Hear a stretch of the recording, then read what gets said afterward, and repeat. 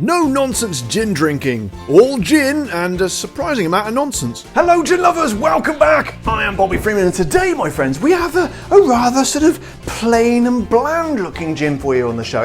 Bland and plain and bland in terms of its exterior anyway. Ladies and gentlemen, let me introduce you to Columbia Road Gin. Now, as you can see, or as you can't see, you can barely even make out the actual maker's name on there. Now, why they did that, I truly don't know. I'd love to know, but I do not know. I'd love to tell you as well, but as again, I do not know, so I cannot tell you. To be honest, I can't even remember why I bought it. I ordered this a while ago, and it must have intrigued me in some way, shape, or form. So maybe it will become clear as the video goes on, because I appear to have forgotten. I've said it before, and I'll say it again. You do not get that kind of professionalism from other YouTube channels. So let's crack on and find out about it on the website, shall we? And this one is actually from the East End of London, so I think it's time I employed my East End London flat cap. Unfortunately, I seem to have left it in the house, so I'm going to have to go and get it. Bear with me.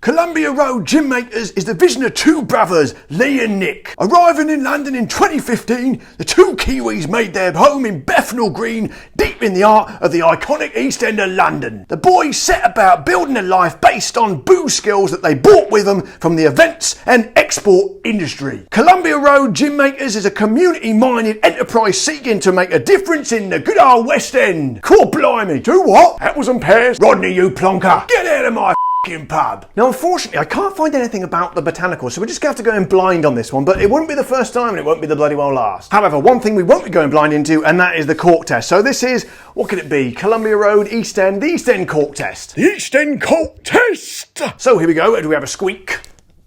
Hang on a minute, what's going on there? Something's turning. Oh, I've got one of those. I don't believe it. It's got one of those sort of contraceptive devices on the top. Let me just pause for a second while I remove it. Right, we'll try that again. Go for a squeak.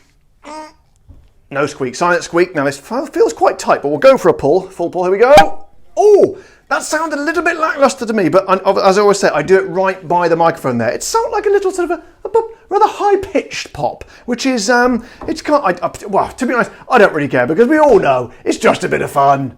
So then let's get it in the glass for a little sniff. Here we go, a little bit in the bottom there. So, nostrils going in.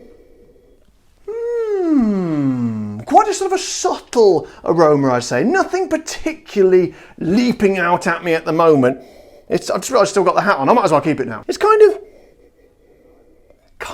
of light citrusy with a sort of a mild sort of flittering of juniper, but not kind of much else. So I say we crack on and get this fellow in the mouth, see if we can discern any more. So here we go, we got a tonic in there. Oh dear, straight on the iPad. Is it damaged? No, it's not. That's a bonus. So here we go, tonic going in, about that much I reckon. What percentage is it? Let's have a little look. I can't read anything on this bloody bottle. It's just white on white. 41%, so it's a little bit weaker than we might expect, but as I always say at this point in the show, thank you to all my patrons and my YouTube members who are literally paying for this gin on the show. You pay for this one, you pay for many, many more. Here we go, I say to everybody, this is Columbia Road Gin, and I say cheers.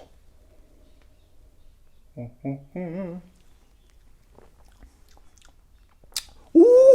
you know what? I thought that was going to be rather a bland gin, judging by the aroma. However, it's certainly not a powerful punchy gin, but it's quite a delicate, subtle gin, but very, very much not bland. It's like, imagine all the flavours you would expect in a gin, that kind of nice licorice root, the juniper, a little bit of citrus, might be a sort of, coriander as well. Imagine all those, but just slightly more delicate, like a sort of a lacy veil version of those flavours. And this is kind of what that one's like. It's kind of sort of uplifting. It's not heavy and wallowing in flavour. It kind of sort of enters your mouth and just sort of goes sort of dissipates slightly, which is sort of a rather pleasant feeling. And it's kind of tinged, I suppose if there's anything, there's a double layer of this kind of lacy flavour would be, I suppose, this kind of citrusy element, but there's a kind of a beautiful, natural, sort of sweet aftertaste as well. When I say sweet, I'm not talking like super sugary. I'm talking about, again, very delicate and light, and it works very, very nicely. Nothing's overpowering anything else. It's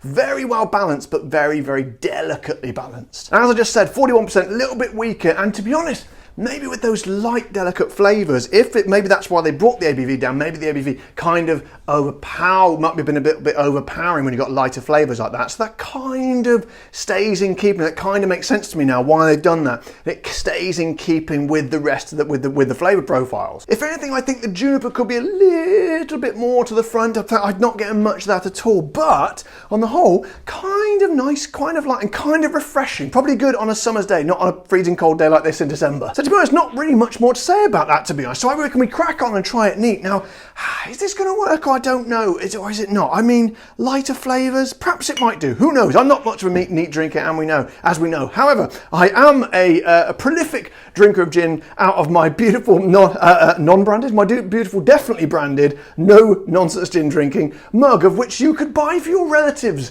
and friends and even people you don't like for a lovely Christmas present. So I could recoup the investment which I made on this one, which I have not done yet. So here we go down the Okay. Little, as you can tell, a little bit more stingy on the ABV, as you'd expect, because it's not quite as watered down.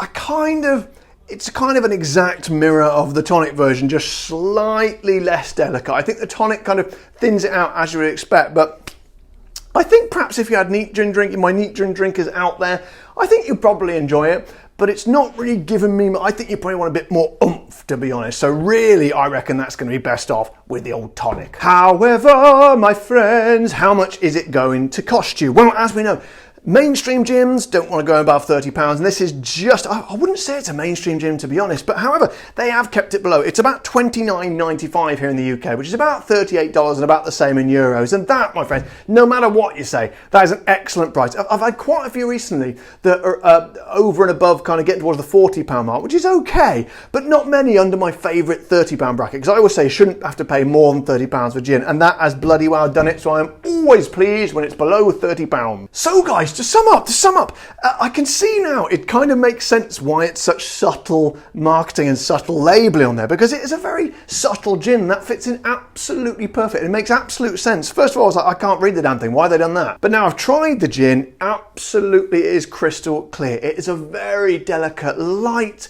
and enjoyable gin. It's not going to be, changing your world or sort of blowing you into the stratosphere. It's not that kind of a gin. It's just very nice and enjoyable. As I say, in the summer, you get outside in your garden or your backyard or your balcony, or even sat in the street if you so wish. Get yourself a glass of that, have a lovely sip, bit of ice, maybe a bit of orange and lemon, and you will feel fantastic. Absolutely guaranteed. And if you don't, well, I will come round and, not cash, I always offer cash, I shall give you a massage, but not that type of massage, just a gentle rub of the shoulders. Actually, you know what, abandon that, I'll probably get in trouble for that as well. I'll just send you a note saying, I told you so. So guys, I hope you've enjoyed this video today. Not a huge amount to write home about, as we say, quite a subtle gin, but occasionally it's nice to have something a little bit subtle, and I really enjoyed it, and I hope you do too.